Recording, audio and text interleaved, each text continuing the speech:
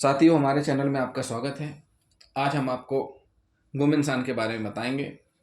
गुम इंसान का मतलब ये होता है कि गुम हो जाना। अब किस प्रकार से हो सकते हैं?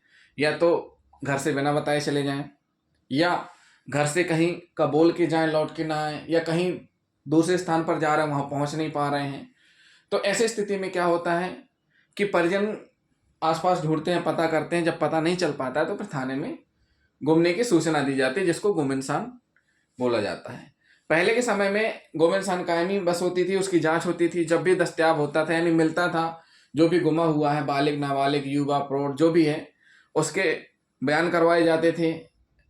उसके बाद आगे कार्रवाई की जाती थी। लेकिन अभी पिछले कुछ सालों में संशोधन हुआ है। संशोधन में ये बात आई है कि अगर नाबालिग, चाहे वो बालक हो चाहे बालिका हो, नाबालिग बालक हो या बालिका हो, गंभीरता से लेते हुए पुलिस डायरेक्ट एफआईआर करती है 363 की।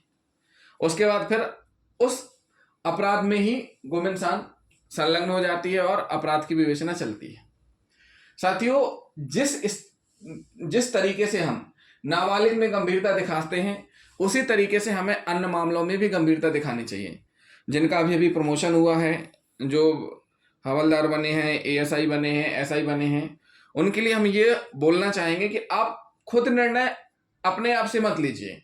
आपका काम है कोई भी कंप्लेन आई है उसको लिखना और उस पर गंभीरता दिखाना। ये मत सोचिए कि लड़की बालिग है तो किसी दोस्त के साथ गई होगी, ऐसी धारणा निकाल लीजिए अपने दिमाग से। आप ये सोचिए कि हो सकता है उसका किडनैप कर लिया गया, हो सकता है आगे चल के उसको ऐसी जगह ले जाया गया हो जहां उसके साथ अपराध हो।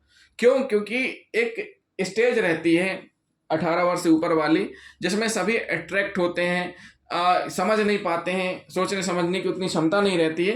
तो उसको इस तरीके से मत लीजिए कि भाई बालिग है तो हो गया, गुम इंसान बस कायम कर लिया, जांच चल रही। नहीं, उसमें भी आपको गंभीरता उतनी ही दिखानी है जितनी कि इन अपराधों में, इन बालक बालिका के गुमने में आप दिखा रहे हैं। चाहे वो बालिग लड़का लड़की हो, चाहे पुरुष महिला हो, कोई भी हो, आपको गंभीरता दिखानी ही है। इसमें आप लापरवाही बिल्कुल ना करें। देखिए साथियों, हम इसमें पढ़ लेते हैं नाबालिग या तो बालक बालिका है, घर से गए या नहीं आए हैं, जहां का बोल करके गए थे, दोस्तों के साथ में गए, नहीं लौटे, तो वहां पर एफआईआर होगी। बालिग यानी जिनकी उम्र 18 वर्ष से 18 वर्ष से अधिक है, उसमें लड़का भी हो सकता है, लड़की भी हो सकती है। अगर ये गुमते हैं या नहीं आ रहे हैं तो परिजन की शिकायत पर गुम इंसान कायम कर जांच में लिया जाएगा। अगर युवा है, शादीशुदा हैं, नहीं भी हैं, मतलब जिनकी उम्र 18-25 से ऊपर है, 40 तक कह सकते हैं, 45 तक, कोई भी पुरुष महिला है, अगर वो घर से बिना बताए चले गए हैं, नहीं मिल पा रहे हैं, तो उनके संबंध में भी सूचना मिलने पर गुम इंसान कायम कर जांच की जाएगी। प्रौढ़ है, पुरुष महिला, उस स्थिति में भी गुम इंसान कायम कर जांच में ली जाएगी। अगला हमने जो बनाया अज्ञात। अज्ञात दो स्थिति में होता है। किन कंडीशन में? दो स्थिति में होता है।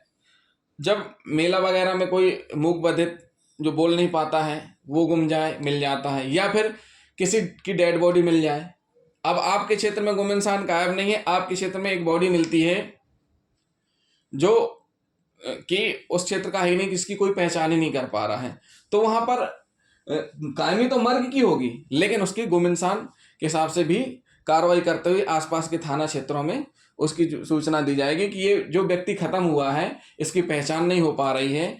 इस संबंध में जो भी जानता हो, जानकारी हो, संबंधित थाना क्षेत्र में आके संपर्क करें। साथ ही साथ दोस्तों, एक चीज आपको ध्यान रखनी है, हम लापरवाही कर जाते हैं। कहाँ हम लापरवाही कर जाते हैं? रिपोर्ट अच्छे से न लिखने में। जब भी आपके पास शिकायत आती है तो आपका काम क्या है? दिनांक, समय, घटना, घटनावधि, सारी चीजें सिस्टमेटिक लिखना चाहिए। आप लोग क्या करते हैं, वहां थोड़ी लापरवाही कर देते हैं। भाई कितने समय की बात है जब वो निकली घर से बिना बताए, अंदाज जो भी बताए, फिर उसके बाद थाने सूचना कब आई और आपको तुरंत आरएम भेजना है। इसमें विलंब नहीं होना चाहिए। और खास करके साथी होता क्या है, ये तो हो गई, आप डे ऑफिसर हैं, आप ड्यूटी में हैं, आपके पास सूचना आई, आपने कार्रवाई कर ली।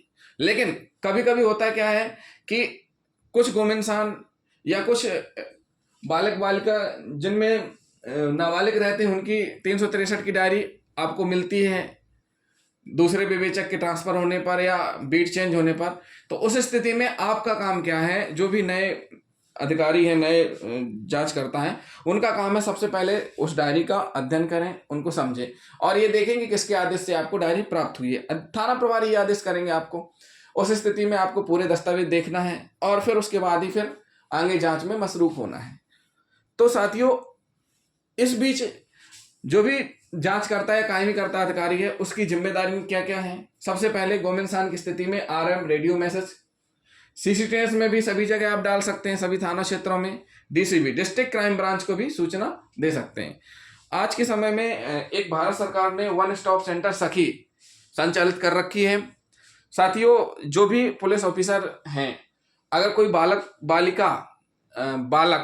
बालिका या महिला, बुजुर्ग महिला, कोई भी है जिसकी गुमइंसान कायमी हुई है, गुमइंसान होने के बाद दस्तयाब हो रहे हैं, मिल रहे हैं, उनके परिजन लेने नहीं आ रहे हैं या वो अपने घर जाना नहीं चाह रहे हैं, ऐसी स्थिति में आप अपने थाने में बिल्कुल भी मत रोकिए और उनको वन स्टॉप सेंटर सखी, हर जिले में है वन स्टॉप सेंटर सखी, वहां पर पहुंचाइए। 5 दिन तक वहां पर रखा जाता है, उनके खाने पीने से लगा के सब सुविधा दी जाती है और वहाँ केयरिंग वाले रहते हैं, प्लस काउंसलर रहते हैं जो कि उनको संभालते हैं, समझाते हैं, उनकी परेशानियां जानते हैं। तो आपको कहाँ रखना है, दस्तयाब होने पर वन स्टॉप सेंटर सखी भेजना है। और आगे की कार्रवाई कोर्ट में किस प्रकार बयान करवाए जाते हैं और कब कब गुमइंसान से अपराध कायम होता है, कैसे धाराएं बढ़ती हैं, इसके बारे में आपको भाग 2 गुमइंसान भाग 2 में बताएंगे। तो जिन साथियों ने हमारा चैनल अभी तक सब्सक्राइब नहीं किया है, साथियों हमारे चैनल को सब्सक्राइब करने में कंजूसी न दिखाएं और हमारे वीडियो को लाइक करें और शेयर करें, बेल आइकन बटन दबाना भी ना भूलें। थैंक यू दोस्तों।